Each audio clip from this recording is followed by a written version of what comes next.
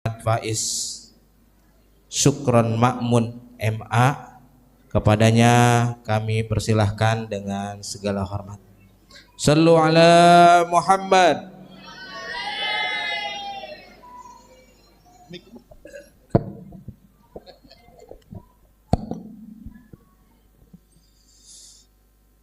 Assalamualaikum warahmatullahi wabarakatuh.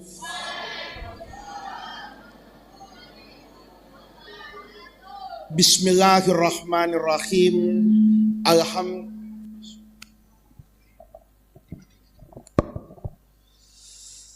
Bismillahirrahmanirrahim.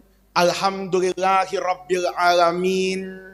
Wassalatu wassalamu ala asyrafil anbiya'i wal mursalin wa ala alihi wa sahbihi ajma'in, amma ba'du.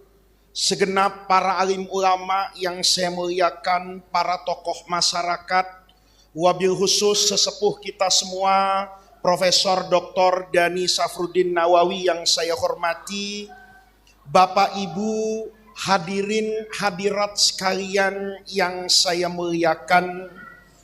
Malam hari ini kita semua berkumpul di Masjid Al-Hidayah untuk memperingati Maulid Nabi besar Muhammad Sallallahu Alaihi Wasallam, satu-satunya Nabi, satu-satunya Rasul, satu-satunya pemimpin, satu-satunya guru, satu-satunya manusia yang walau beliau itu sudah wafat ribuan tahun yang lalu, tetapi beliau Nabi Muhammad itu tetap hadir dalam keseharian kita.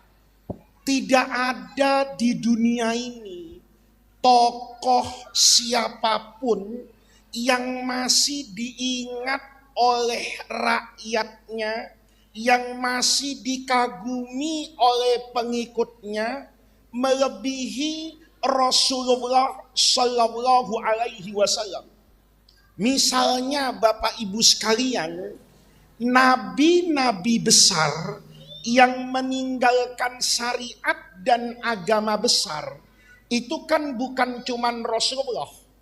Ada Nabi Isa dengan syariat Injilnya, itu agamanya namanya Nasrani, pengikutnya sekarang juga masih banyak. Ada Nabi Musa alaihi salam dengan syariat Tauratnya, agama yang dibawa pun agama Yahudi, sampai hari ini pengikutnya masih ada. Tapi coba bayangkan, di antara tiga agama besar dunia ini, Yahudi, Nasrani, dan Islam, ini kalau disurvei, sekarang ini kan modelnya survei ini.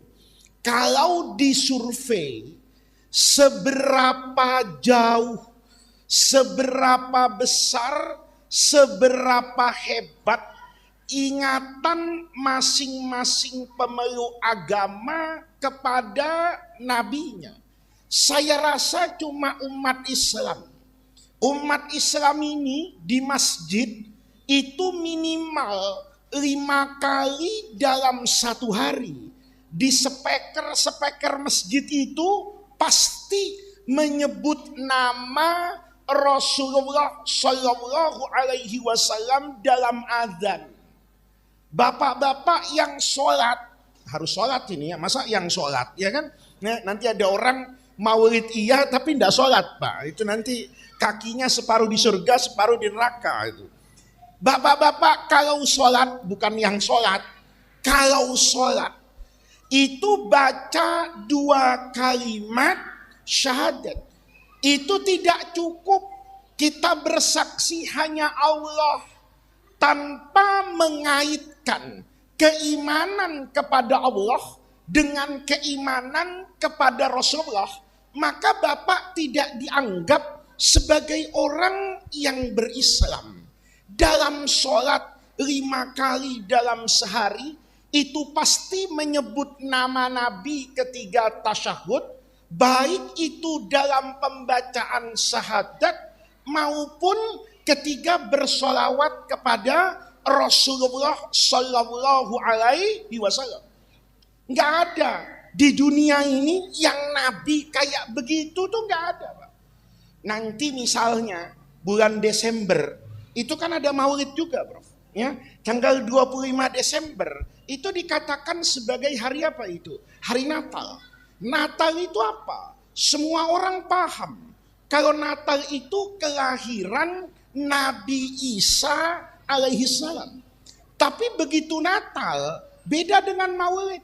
Kalau kita merayakan Maulid, maka dari tadi itu yang terdengar nama Nabi Muhammad. Bapak tadi misalnya baca Maulid, itu yang disebut Nabi Muhammad. Di background di belakang ini pasti ada tulisan Nabi Muhammad. Isi ceramahnya mesti Nabi Muhammad. Kecuali kalau yang biayai Maulid itu tim sukses. Nah itu biasanya nama Nabi dengan nama calon bupati wali kota itu bersaing, itu disebut. Nah itu kalau saya kadang-kadang bingung, Pak. Pernah datang ke satu masjid itu, Prof. Itu nama calon presiden itu lebih sering disebut daripada Nabi Muhammad. Saya kadang mikir ini acaranya Maulid apa kampanye, kata saya. Tapi kalau Maulid yang normal, yang secara agama, itu pasti yang disebut Nabi Muhammad. Tapi nanti Bapak, tanpa berniat apapun, nanti di Maulid Nabi lain, itu yang tampil bukan nabinya. Bapak bisa lihat nanti. Yang tampil itu sosok yang lain. Yang dikenang itu boleh jadi cerita yang berbeda. Oleh karena itu, Rasulullah itu membuktikan satu-satunya nabi yang dicintai, diingat oleh pengikutnya itu cuma Rasulullah Sallallahu Alaihi Wasallam. Bukan cuma itu, Pak. Dulu di zaman Rasulullah Sallallahu Alaihi Wasallam itu setelah Quraisy, musuhnya Rasulullah di masa itu, kalah di perang Badar, seri di perang Uhud, kalah lagi di perang Ahzab atau perang Khandaq. Ini 3 peperangan besar. Itu orang Quraisy itu kalah, Pak, secara umum. Maka ada pemimpin Quraisy namanya Abu Sufyan, nanti jadi sahabatnya Rasulullah. Abu Sufyan ini mengutus seorang diplomat hebat pada masa itu, namanya Sayyidina Urwah bin Mas'ud. Ini Urwahnya waktu itu masih kafir. Jadi Urwah ini orang yang di masa itu pernah keliling dunia, Pak. Urwah itu pernah bertemu dengan Kaisar Romawi di Konstantinopel. Urwah itu pernah bertemu dengan penguasa Persia yang di timur, di kota Madain namanya Kisra. Urwah ini juga pernah bertemu dengan raja yang paling hebat di Afrika namanya Negus atau bahasa Arabnya An-Najasi. Jadi ini orang sering piknik, tahu kondisi manusia di kekaisaran, di kerajaan yang besar-besar pada masa itu. Menjelang akhir hayatnya Rasulullah, ini dalam riwayat kata Imam Bukhari, 2 tahunan sebelum Rasulullah wafat, Abu Sufyan ini memanggil Urwah. Kata Abu Sufyan, Urwah, kamu sekarang pergi ke Madinah. Kata Urwah, untuk apa Abu Sufyan saya ke Madinah? Kata Abu Sufyan, Muhammad sekarang ini itu sudah jadi nabi 20 tahun. Muhammad ini, kata Abu Sufyan, dulu jadi nabi di Mekah itu hampir 13 tahun, katakan 12 tahun. Sekarang Muhammad di Madinah ini sudah 8 tahun. Kalau digabungkan, ini orang, kata Abu Sufyan, sudah jadi pemimpin 20 tahun. Kata Urwah, apa maksudmu Abu Sufyan? Begini kata Abu Sufyan. Kita ini tidak pernah bisa mengalahkan Muhammad kalau Muhammad ini kita ajak perang berhadap-hadapan antara kita orang Mekah dengan Muhammad dan para pengikutnya. Kata Urwah, lalu apa maksudmu mengutus saya ke Madinah? Kata Abu Sufyan, kita cari, siapa tahu sekarang di dalam masyarakat Madinah, di antara sahabatnya Muhammad, setelah Muhammad 20 tahun jadi presiden, siapa tahu ada yang oposisi.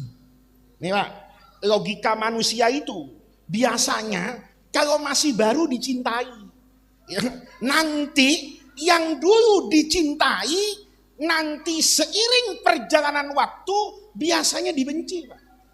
Kita sering begitu kan. Kalau masih calon kita dukung, ya.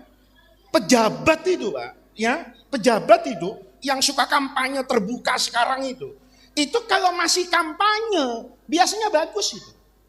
Coba kalau Maulid masuk musim pilkada itu ada calon DPR, ada calon bupati, ada calon wali kota, itu datang ke masjid, itu ngomongnya bagus Pak.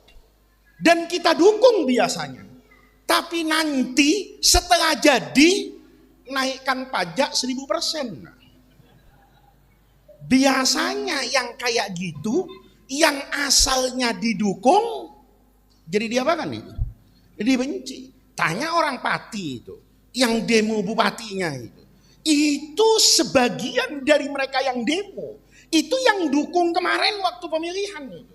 Tapi seiring berjalannya waktu, biasanya yang dicintai jadi enggak Pak. Ya sama lah, contohnya kita lah. Bapak ini waktu malam pertama, perempuan paling cantik sedunia itu istrinya. Kapan Pak? Kapan? Malam pertama. Ibu-ibu di belakang itu. Kalau saya tanya, siapa laki-laki paling tampan, siapa laki-laki paling gagah, itu suaminya malam pertama.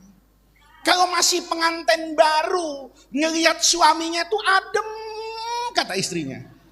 Sekarang dilihat setelah nikah, jangan 10 tahun. Kadang-kadang 10 bulan, mikir kalau boleh tuker tambahannya sama suami orang kan begitu. Bener gak Bu? Dulu ngelihat istrinya Pak, seindah-indahnya dunia, itu istri kita. Kapan? Baru nikah. Tapi nanti setelah berjalan lama pernikahan itu, cintanya pasti naik apa ini? Naik turun. Bapak punya motor, kalau masih baru, diparkir di masjid, enggak khusyuk sholatnya. Ya, enggak khusyuk. Ibu nih ke masjid, terawih, pakai sendal baru, beli di Tang City, 1 juta, begitu dipakai terawih, imamnya yang biasanya alhaakumut takatsur baca Yasin. Kira-kira khusyuk nggak Bu? Begitu imamnya waladhdallin amin bismillahirrahmanirrahim Yasin, apa kata ibu? Abis dah sendal gua katanya. Karena sendalnya baru. Tapi kalau sendalnya udah 2 tahun, sholatnya khusyuk nggak Bu? Khusyuk. Kenapa? Tenang. Ibu sekarang nih, yang suaminya, maaf Prof ya, sudah umur 70 tahun lebih nih, ya. Itu kalau suaminya pergi, tenang. Kenapa? Ya Allah, udah 70 tahun. Biar kata mesin masih utuh, tapi kan aki soakan dikit, kan begitu. Tenang nggak Bu keluarnya? Nah itu biasa Pak, itu biasa, manusiawi di mana-mana. Pokoknya asalnya dicintai, seiring berjalannya waktu, baju yang dulu bagus, kalau ke masjid hati-hati betul. Bapak-bapak nih kalau bajunya bagus, nyender gini hati-hati, Pak. Ya, dia lihat dulu nih, bersih apa enggak, baju baru. Tapi kalau baju lama, Masya Allah, enggak ada perhatian apapun. Kenapa? Luntur. Nih lihat. Maka kata Abu Sufyan, hukum yang manusiawi ini harusnya terjadi pada Rasulullah. 20 tahun jadi ustadz. Ya, di sini kan ada ustadz 20 tahun. Bapak kalau lihat ustadz 20 tahun, ngaji 20 tahun sama dia, rasanya biasa aja udah. Malah kadang-kadang diomongin juga. Nggak kayak dulu ya. Dia dulu diundang kemana aja datang. Sekarang milih-milih. Kan gitu kan? Nah, lihat nih. Pasti Pak, pasti. Setelah waktunya panjang, itu nggak ada orang yang hidupnya tanpa aib tuh nggak ada. Maka kata Abu Sufyan, Urwah, kamu saya utus ke Madinah untuk ini. Setelah 20 tahun jadi pemimpin, coba kamu cari. Siapa tahu di Madinah ada tim suksesnya Rasulullah dulu di Mekah yang tidak dapat proyek di Madinah. Siapa tahu sakit hati nanti orang ini bisa kita pengaruhi untuk melawan Rasulullah dari dalam kota Madinah. Maka sepakat kata Urwah, wah yaudah, kalau begitu saya berangkat. Berangkat nih Pak. Urwah dari Mekah kemana ini? Ke Madinah. Begitu sampai di Madinah, Urwah itu melihat bagaimana pola interaksi hubungan antara sahabat Rasulullah dengan Rasulullah. Dilihat sama Urwah berhari-hari pulang dia ke Mekah. Lapor sama Abu Sufyan. Apa kata Urwah? Kata Urwah, Abu Sufyan, mulai sekarang jangan pernah membayangkan, memikirkan dalam hatimu itu ada sahabat Nabi, ada muridnya Rasulullah, ada warga Madinah yang akan berkhianat kepada Muhammad. Nggak ada itu. Kata Abu Sufyan, apa buktinya? Kata Urwah, Abu Sufyan, saya ini sudah keliling dunia. Saya bertemu dengan masyarakat Eropa di masa itu tentunya. Bagaimana orang Eropa itu hormat tunduk kepada Kaisar Romawi di Konstantinopel. Saya lihat bagaimana masyarakat yang ada di timur dunia itu, yang memanjang dari Irak, Iran, Cina sampai Afghanistan sekarang, itu menghormati Raja Kisra di Persia. Tapi kata Urwah, begitu saya datang ke Madinah, saya amati masyarakat Madinah, kata Urwah, tidak ada di dunia ini pemimpin yang dihormati, dihargai dan dicintai ma yu'azzimu ashabu Muhammadan sallallahu alaihi wasallam seperti penghormatan, penghargaan dan kecintaan pengikut Nabi Muhammad kepada Rasulullah. Kata Abu Sufyan, memangnya di Madinah kamu ngelihat apa? Kata Urwah, saya di Madinah itu Abu Sufyan melihat pemandangan yang menakjubkan, yang tidak pernah saya lihat dimanapun.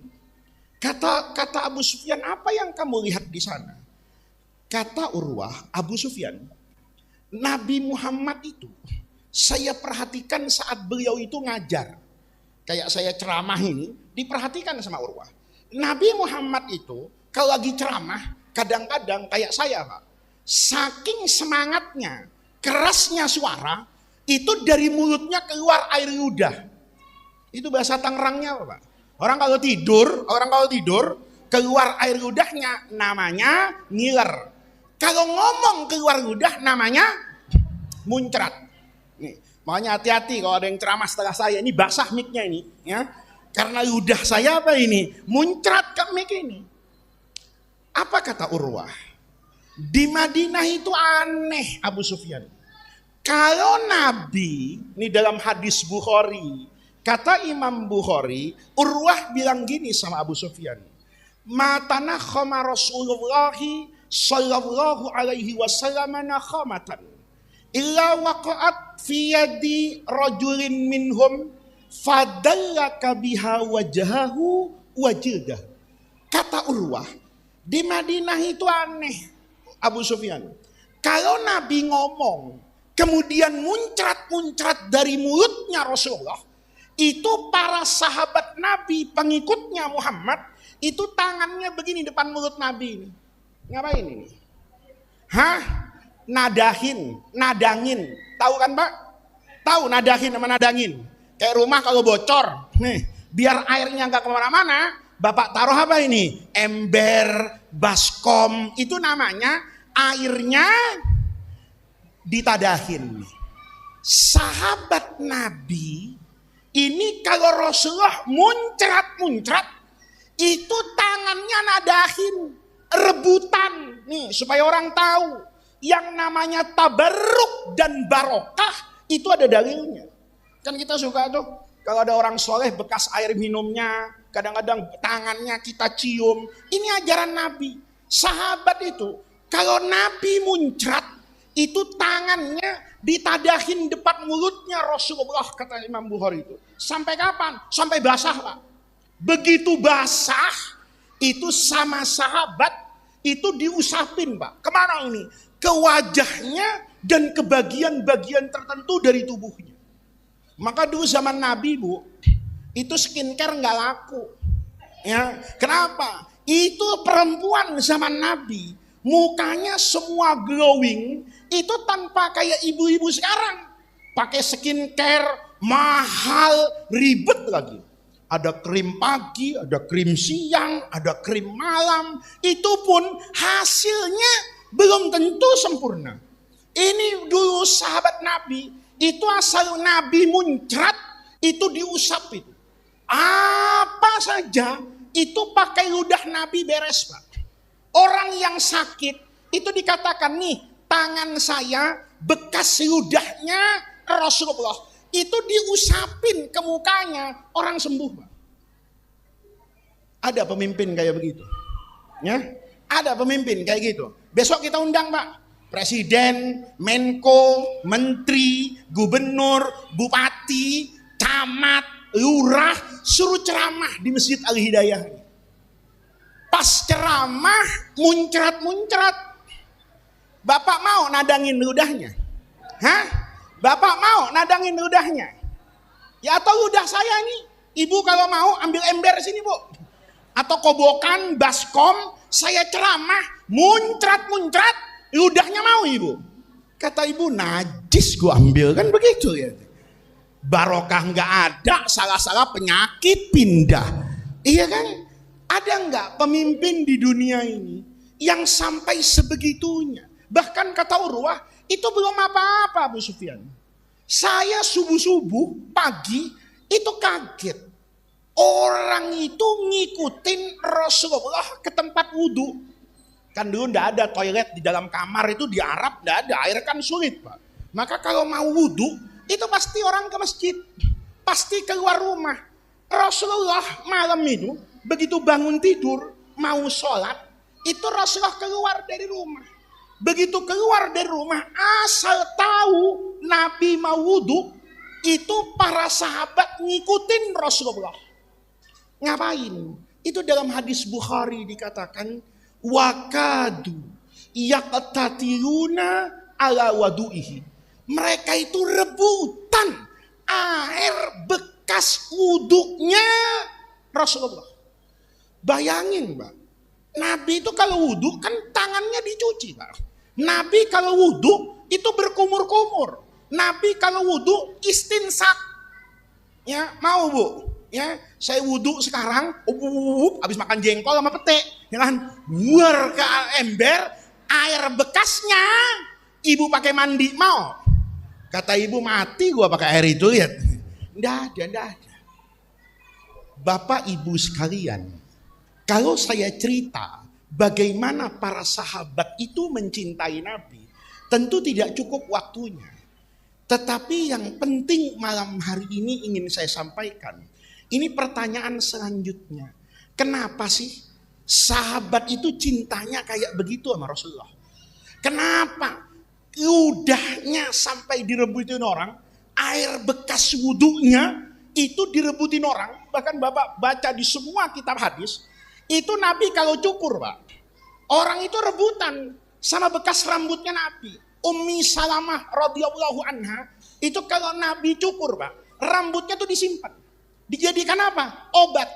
Tiap ada orang sakit, itu rambut Nabi ditaruh di gelas, dikasih air, diaduk-aduk rambut Nabi ini, diminum, sehat Pak. Nanti begitu diminum airnya, rambutnya disimpan lagi. Hebatnya nggak ada expirednya ini. Ya, kalau obat hati-hati, udah setahun, wah bisa jadi racun itu, udah tidak berlaku. Rambut Nabi itu diwariskan Pak. Maka pertanyaannya, kenapa sih dulu sahabat tuh memperlakukan Rasulullah kayak begitu? Pasti ada rahasianya kan. Kayak bapak ini, ketika memperlakukan istri bapak dengan perlakuan yang baik, itu ada rahasianya. Rahasianya karena istri bapak baik sama bapak. Coba istrinya kalau ngasih makan piringnya dilempar, kira-kira besok uang belanja naik apa turun? Hah? Ibu misalnya nih dikasih hadiah sama suaminya, uang belanja dilempar-lempar, mungkin nggak diambil sama ibu. Kenapa? Ini nggak ada sopan-sopannya.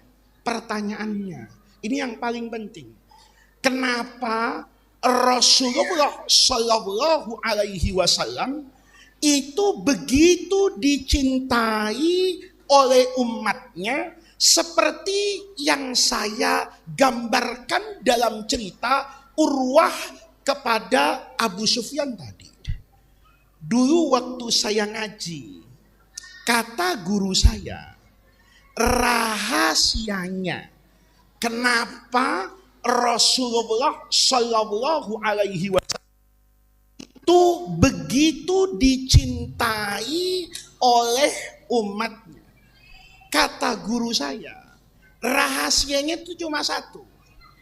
Karena Rasulullah Shallallahu Alaihi Wasallam itu begitu mencintai umatnya dengan kecintaan yang juga tidak bisa diukur dengan kecintaan bahkan seorang bapak kepada anaknya, suami kepada istrinya, kakek dengan cucunya, sesayang-sayangnya pasangan ini, bapak sayang sama anak, ibu sayang sama anak, itu masih lebih hebat cintanya Rasulullah kepada umatnya. Ini kalau kita baca sejarah hidup Nabi, itu luar biasa. Nabi Muhammad Sallallahu Alaihi Wasallam itu pernah hijrah ke Taif, Pak. Dulu Nabi itu kan ada di Mekah, berdakwah sekian tahun, itu banyak sekali yang tidak menerima dakwahnya Nabi, malah memusuhi Nabi. Maka Rasulullah berpikir nih, ini karena di Mekah ini hawanya panas. Orang kalau hawanya panas kan emosian. Lihat orang demo itu. Orang demo tuh suka marah-marah karena kepanasan. Coba demonya kasih payung, kasih es, kasih nasi padang, Pak. Karena kan agak-agak enggak marah gitu ya. Kayak demo depan DPR. Coba sama anggota DPR gerbangnya dibuka, Pak. Lalu yang ngomel-ngomel itu ajak ngomong di ruang DPR yang pakai AC. Kira-kira adem enggak? Adem. Ini udah teriak-teriak, kagak ada yang ngasih minum, panas-panas, tambah emosi. Maka kata Nabi, ini karena panas, saya pindah ke tempat yang rada dingin. Itu namanya Taif. Aneh, Pak. Begitu sampai di Taif, itu Rasulullah bukannya disambut, malah diapakan tuh? Disambit. Sampai Rasulullah itu luka, Pak. Begitu ngelihat darah Rasulullah itu ngucur, itu nabinya sabar. Yang tidak sabar itu malaikat Jibril. Malaikat Jibril itu ngelihat Rasulullah berdarah, itu turun, Pak, ke hadapan Rasulullah. Kata malaikat Jibril, Muhammad, ini orang udah kebangetan. Kalau cuma menghinamu, saya masih terima. Kalau mereka ketika kamu berdakwah kabur, saya masih terima. Tapi memukulmu, melukaimu sampai darah keluar dari jasadmu, kata Jibril, saya nggak terima, kata Jibril. Kata Muhammad, ini kalau bahasa Betawinya, Kalau lu nggak terima, emang lu mau ngapain? Kata Jibril, nih gue bawa staf khusus nih di belakang nih. Ya, ada 2 staf khusus nih kata Jibril nih. Ini yang ngurusi gunung. Kata Nabi, ada apa bawa-bawa gunung? Ini gunung di Taif nih, mau saya suruh angkat, nih ya, lemparin ke Bani Sakif. Supaya apa? Mati semua. Saya kalau digituin Pak, oke, bener Jibril. Emang kurang ajar itu orang, kan begitu kan? Kalau perlu jangan langsung mati Jibril, ikat dulu kek, ya silet-siletin, kasih garam sama semut rang-rang, ya kan? Dia udah jerit-jerit baru lemparin gunung. Betul kan Pak? Tapi lihat Rasulullah, Nabi itu bilangnya, lah, jangan Jibril. Kenapa Muhammad? Fa innahum qaumi. Nih lihat. Sekafir-kafirnya dia, sebejat-bejatnya dia, saya tidak bisa lupa Jibril bahwa mereka sekalipun tidak beriman kepada saya, tetap mereka itu saudara saya sebangsa dan setanah air. Coba lihat Pak, ada nggak kira-kira orang yang akhlaknya kayak gini nih? Artinya apa? Kata Rasulullah, mereka ini fa innahum la ya'lamun.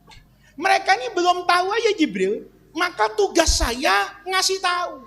Kalau saya baru sekali ngasih tahu, mereka marah, itu wajar. Saya kan harus sabar dulu. Jangan sekali ceramah langsung apa ini? Berharap semua orang beriman. Saya butuh waktu, kata malaikat, kata Rasulullah, kata Jibril. Enggak Muhammad, ini mereka tidak ada iman-imannya. Kata Nabi Muhammad, kalaupun mereka tidak beriman, Jibril, jangan hancurkan mereka. Siapa tahu nanti anak-anaknya beriman kepada saya. Itu kasih sayangnya Rasulullah. Nggak ada orang di dunia kayak begini ini, nggak ada. Yang lebih hebat lagi Bapak nih, Rasulullah Shallallahu Alaihi Wasallam itu memikirkan orang itu sampai akhiratnya. Kalau saya ceramah di masjid ini, kan yang saya pikirkan pokoknya peringatan Maulid. Habis ini saya selesai ceramah, pulang. Orang sini mau sholat kek besok, mau selingkuh sama janda kek, bodoh amat. Emang gue pikirin ya, neraka lo sendiri, kan begitu. Kalau Rasulullah enggak. Ada dalam satu hadis nih ya, hadis ini jarang diajarin sama kiai.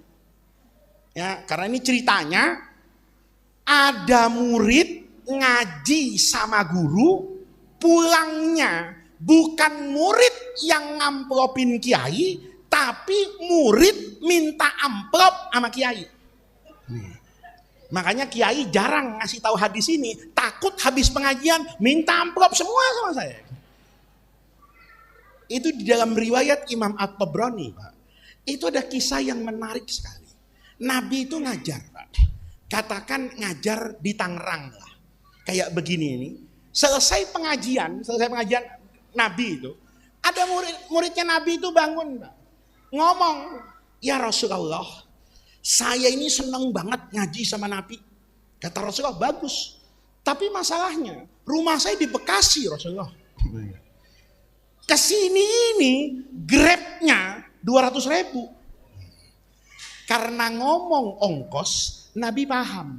Ini orang minta duit.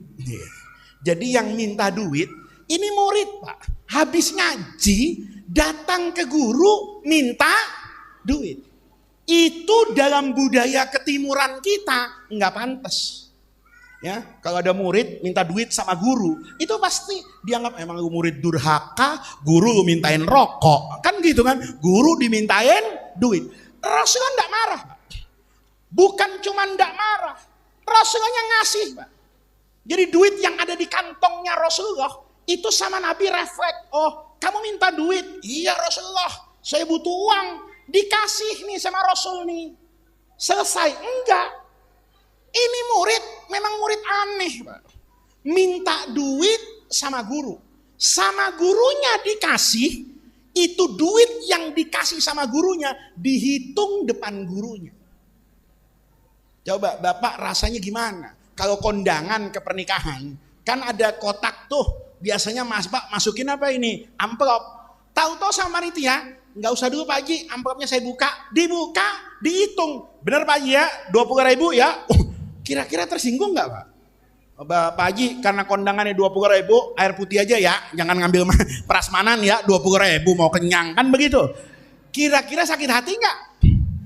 Rasulullah itu begitu ngasih uang Pak, itu dihitung sama orang tadi itu. Begitu dihitung, menghina dia.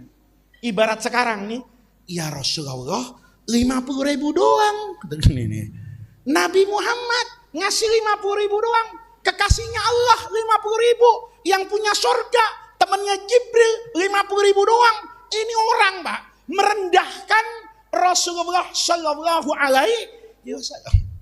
Ngelihat orang itu ngomong gitu Pak, Sayyidina Umar tuh berdiri. Ya, fa'akhoda bimajami'i thawbihi. Dicekek orang itu langsung. Umar jangan main-main, dia cekek itu. Ditunjuk matanya sama Sayyidina Umar. Ataqulu hadza li Rasulillah. Lo berani ngomong begitu sama Rasulullah? Lo mau mati kata Umar. Itu Sayyidina Umar Pak. Tangan kirinya nyekek, tangan kanannya ancang-ancang nih. Ini gue tonjok ke BSD nih orang. Kata siapa ini? Kata Sayyidina Umar. Lihat apa yang dilakukan Rasulullah. Padahal yang salah itu orang itu. Sudah dikasih duit, masih protes juga.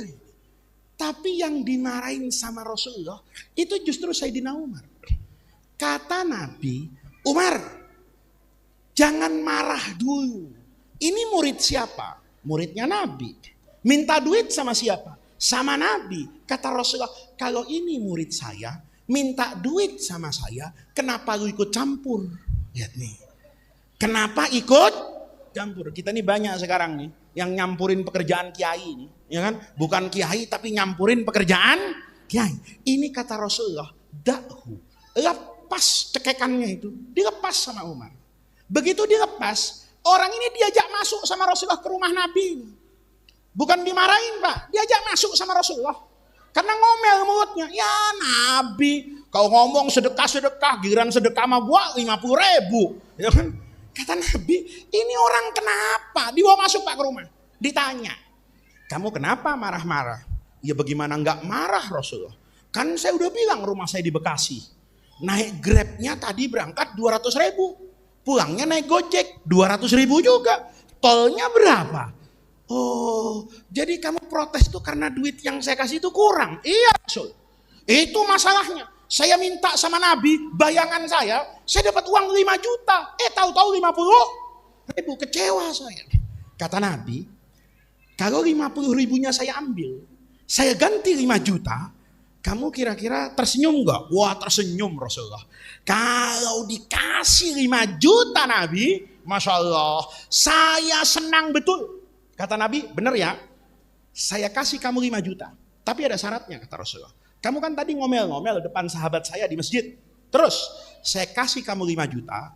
Keluar dari rumah saya. Sampai pojokan masjid. Kamu senyum dan baca sholawat. Kata orang tadi. Kalau 5 juta jangan sampai masjid. Sampai rumah gua senyum. Ayo bapak-bapak nih. Kalau saya bilang pulangnya saya kasih uang 5 juta. Tapi mulai dari sini sampai rumah. Senyum baca sholawat. Kira-kira baca gak Pak? Baca. Itu karena Nabi apa karena 5 juta? Itu hebatnya Rasulullah. Itu bedanya Nabi sama Alfamart. Bapak kalau belanja di Alfamart, itu bayar harus pakai uang apa itu? Asli. Tapi Rasulullah, karena kecintaan kepada umatnya, untuk keselamatan umatnya ini orang, sholawat yang palsu diterima sama Nabi. Kata Nabi bener ya, 5 juta, keluar dari rumah, senyum, sholawat, puji saya. Nabi Muhammad tuh orang yang dermawan. Karena kamu tadi jelek-jelekin saya. Keluar Pak. Mukanya senyum, baca sholawat. Selesai, Nabi keluar. Sahabat yang nanya, Rasulullah, apa yang engkau lakukan? Kata Nabi, kenapa? Orang tadi masuk ke rumahmu, mukanya kan muka orang kesel. Kenapa waktu keluar jadi kayak bahagia banget? Kata Nabi, gimana gak bahagia? 50.000-nya gua tuker 5 juta. Sayyidina Umar protes. Kata Umar, ya Rasulullah kenapa dikasih? Jemaah yang model gitu dikasih duit kebiasaan. Ntar maulid depan paling depan dia. Pulang pasti berharap dapat uang. Kata Rasulullah, itu bukan persoalan saya, itu urusan nanti. Tapi yang jadi urusan saya, orang ini tadi datang ke hadapan saya minta uang.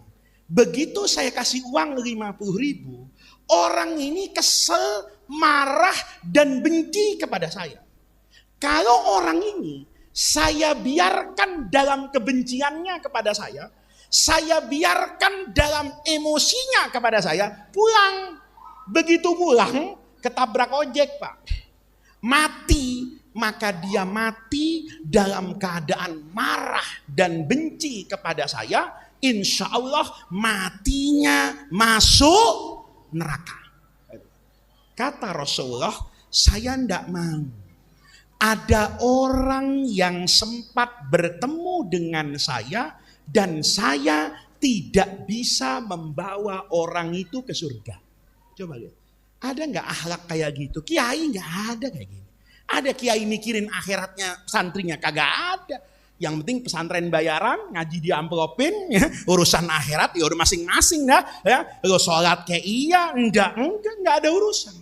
Tapi Rasulullah, rasa sayangnya itu yang menjadi keistimewaan sehingga Rasulullah itu diapakan tuh? Dicintai. Yang terakhir, Pak, bukti kecintaan Rasulullah itu waktu Rasulullah sampai di kota Madinah. Lihat, ada sahabat Nabi yang agamanya Yahudi waktu itu. Namanya Abdullah bin Salam. Ini masih Yahudi nih, belum masuk Islam waktu hadis ini terjadi. Nabi Muhammad datang dari Mekah sampai ke Madinah. Keadaan Rasulullah itu berubah total, Pak. Bapak bayangin, Nabi Muhammad di Mekah itu berdakwah 12 tahun 8 bulan. Itu pengikutnya cuma kira-kira 60 orang. 60 orang dalam kurun waktu 13 tahun. Ya kan sedih banget ya. Kalau 13 bagi 60 itu keluar angka kira-kira 5 mungkin. Jadi Nabi berdakwah kalau pakai statistik setahun itu muridnya cuma 5. Saya kalau jadi ustadz setahun yang datang 5 di masjid pulang saya. Ya kan? Begitu datang tadi nih saya suruh intip dulu. Itu di Masjid Al-Hidayah benar ada maulid. Ada sih, tapi yang datang 5 orang. Ah udah, dia aja, gua sakit. Kan pulang aja selesai. Siapa yang mau ngajar orang 5 orang? Rasulullah ini setahun cuman 5 orang. 5 orang, ini semuanya orang miskin semua, Pak. Orang bermasalah semua ini. Nggak ada orang kayanya nih, orang susah semua ini. Rasulullah sampai di Madinah berubah 1000 derajat. Begitu sampai di Madinah, itu orang semadinah dukung Rasulullah. Koalisinya Rasulullah itu lebih kuat dari koalisinya Pak Prabowo, Pak. Ya, karena Pak Prabowo itu PDIP kan masih malu-malu tuh, ya. Gabung apa enggak kan begitu kan? Ya, yang enggak dapat kan, ini bagaimana kan masih begitu. Rasulullah di Madinah itu sampai di Madinah, semua masyarakat Madinah itu dukung Nabi. Yang Arab nih, ya Arab nih kan dibagi 2 besar, Pak. Yang pertama Al-Muhajirin nih, yang 60 orang dari Mekah itu dukung Nabi. Orang Madinah namanya Ansor. Ini dari 2 partai besar, suku paling besar, namanya Aus dengan Khazraj.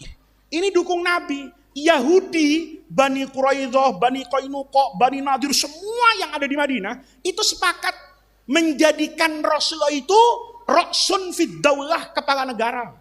Jadi Nabi yang asalnya di Mekah diinjek, lemah, minoritas, itu masuk Madinah, itu jadi penguasa, Pak.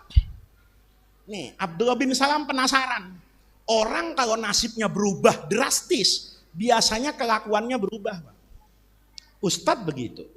Ustadz kalau masih di kampung, diundang, kemana aja datang. Jalan kaki berangkat, naik motor siap. Dikasih mobil seneng. Waktu masih apa ini? Kecil. Begitu populer. Bertingkah nih kiai kadang-kadang. Kalau ceramah harus ada DP-nya. Ya, harus dijemput. Harus macam-macam. Kenapa? Kelakuannya beda. Manusia juga begitu. Ini ada profesor beliau. Di kampus itu. Kalau dosen mudah-mudahan beliau tidak. Karena dipanggil Pak itu nggak nengok. Pak. Bapak tuh guru SD. Gua nih ngajar S3, Prof. Lihat nih. Manusia suka berubah, Pak. Suka berubah. Ya, polisi kalau pangkatnya masih di bawah, Pak, jalannya biasa aja. Tapi kalau sudah bintangnya banyak, itu kelakuannya biasanya berbeda. Itu manusia. Maka kata Abdullah bin Salam, saya penasaran Rasulullah yang nasibnya berubah 1000% antara Mekah dengan Madinah. Begitu sampai di Madinah, kira-kira kalau bahasa sekarang, statement politiknya, hadis pertama yang disampaikan oleh Rasulullah di Madinah itu apa? Bukan sholat, bukan puasa, bukan sedekah, bukan haji. Kata Rasulullah nih dalam hadis ini, lamma qadiman nabiyyu sallallahu alaihi wasallam al-Madinah, sampai di Madinah, injafalan nasu qibalahu. Ini kalau bahasa Sundanya, masyarakat Madinah itu kompak ngariung. Ya, duduk di hadapan Rasulullah ingin mendengar nasihat pertama yang disampaikan oleh Rasulullah. Pesan pertama Nabi di Madinah apa? Kata Abdullah bin Salam, saya kaget. Karena yang terdengar dari Rasulullah itu bukan ibadah ritual pribadi, tapi ibadah sosial terkait pola interaksi sesama manusia. Apa kata Nabi di Madinah pertama kali? Afsus salam. Tebarkanlah assalam kedamaian. Nih, negeri ini kalau mau maju, itu masyarakatnya harus mendapatkan yang namanya assalam. Rakyatnya, hidupnya itu harus penuh dengan assalam kedamaian. Maka Rasulullah sampai di Madinah itu enggak ngurusi yang lain-lain, Pak. Tapi membuat konstitusi, pola interaksi antara penduduk yang datang dari Mekah, ini pendatang, sama al-Ansor, ini namanya putra daerah, yang ketiga Yahudi non-Muslim. Apa kata Rasulullah? Yang dari Mekah, yang asli Madinah, yang Islam, yang Yahudi, kalau sudah taat ikut saya dalam negara Madinah, maka setiap orang Muslim dan setiap Yahudi, apapun latar belakang sukunya, itu semuanya memiliki kewajiban dan hak yang sama. Begitu Rasulullah tebarkan assalam di Madinah, itu pembangunan Madinah menjadi maju, Pak. Kenapa? Yang pertama assalam nih, ciptakan kedamaian di tengah masyarakat. Ciptakan kerukunan di tengah masyarakat. Yang kedua, wa at'imut ta'am. Nih, penting, Pak. Bapak maulid doang kalau nggak ada snacknya, nggak tenang di masjid. Ya, salah-salah nggak datang. Ya kan, aduh. Ya, maulid nyampe malam, besok gua kerja, udah kesemutan, kagak ada makanannya. Lihat nggak datang.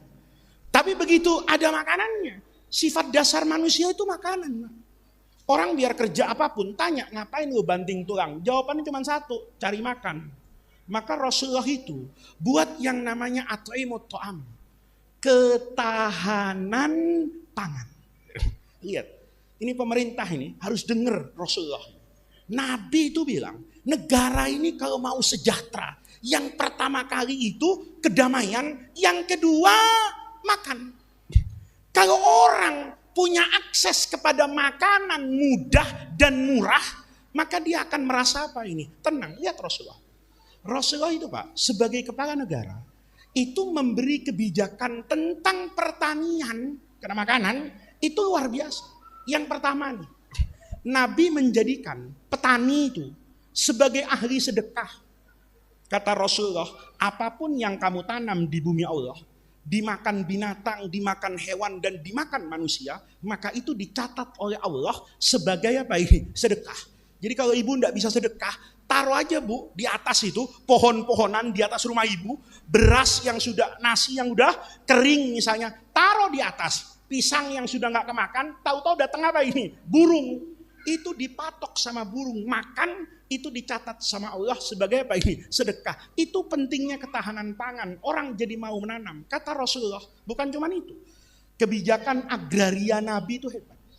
Kata Nabi, kalau ada tanah nganggur, enggak dipakai ini, tanah nganggur nih, zaman Nabi, Karena waktu itu kan orangnya sedikit, tanahnya banyak. Kata Nabi, kalau ada tanah nganggur, nggak ada yang punya, nggak ada yang memanfaatkan. Wada'a yada ahadikum. Tahu-tahu ada orang meletakkan tangan di atas tanah. Bukan berarti tanahnya dipegang, ini tanah gua, bukan. Kata ulama waktu saya ngaji, wada'ul yadi ala ardil mawat, itu artinya menanam. Kalau ada tanah kosong, nanam pohon mangga, nanam padi, nanam cabe, maka kata Rasulullah, fahiyalahu, tanah itu dijadikan hak milik orang yang mau menanam tanaman. Ini luar biasa, Pak. Kalau itu dikerjakan sama orang sekarang, yang pertama, tenabarkanlah assalam kedamaian, wa at'imu ta'am, jaga kemandirian pangan. Yang ketiga, wa shollu bilaili, sholatnya malam.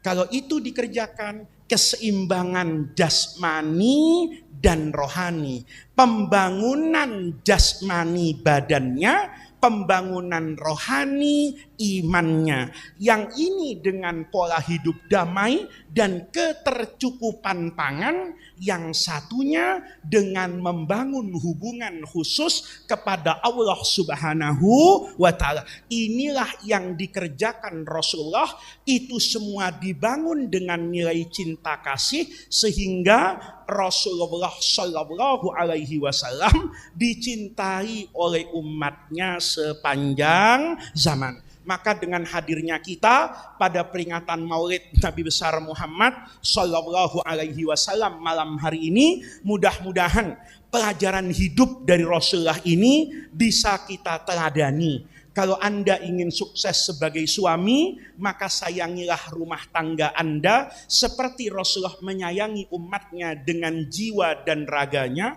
Anda ingin sukses sebagai bapak, sebagai ibu, maka cara mendidik anak dididik dengan kecintaan. Pemerintah ini kalau ingin dicintai oleh rakyatnya, maka tanamkan keyakinan kepada masyarakat bahwa kebijakan apapun yang ada di negeri ini, tujuan utama dan pertama adalah kesejahteraan rakyat, bukan kepentingan golongan apalagi individu. Mudah-mudahan dengan barokahnya Maulid Nabi besar Muhammad Shallallahu Alaihi Wasallam, hadirnya kita ke majelis ini Allah catat sebagai tawassul dan wasilah kita untuk mendapatkan khairat dunia wal akhirah.